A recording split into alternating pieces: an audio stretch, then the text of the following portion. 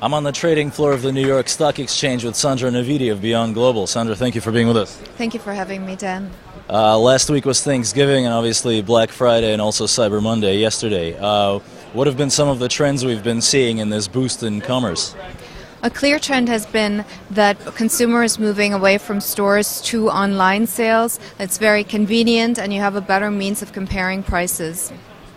And what effect do you think that this is having in a short-term way on the economy?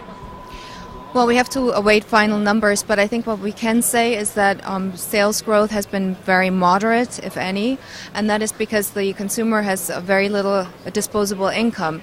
The wealth gap is ever more increasing. 90% of the fruits of the recovery have gone to 10% of the people. The GDP growth has been 1.5 plus minus, depending on how you calculate it, percent, and so that means people have less money in their pockets. In addition, we have persisting uncertainty with regard to the economy, with regard to taxes and health insurance, so people are careful, they're holding back. And what longer-term effects can this possibly lead to, theoretically? Well, I think longer term we will probably see moderate growth next year. We can be cautiously optimistic. I don't think it's going to be off the chart, especially with in view of the risks that are still persisting, the Fed money printing, Europe, the Middle East, political risks.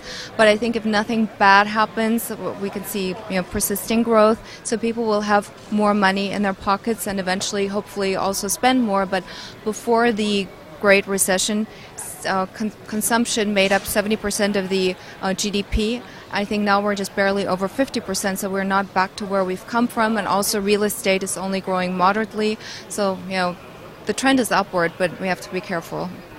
So in the United States, we have this built-in proximity of Thanksgiving to Christmas, which creates, obviously, an intense spending season at the end of each year. Is there an equivalent to this in Europe? No, Thanksgiving here is basically the biggest holiday because it covers all religions and non-religious people. It unites the nation. We have nothing comparable in Europe. We don't have as big a union, and countries in and of themselves are more homogeneous. But I think we have some similar problems in Europe, and that is lower demand. We have demographic problems.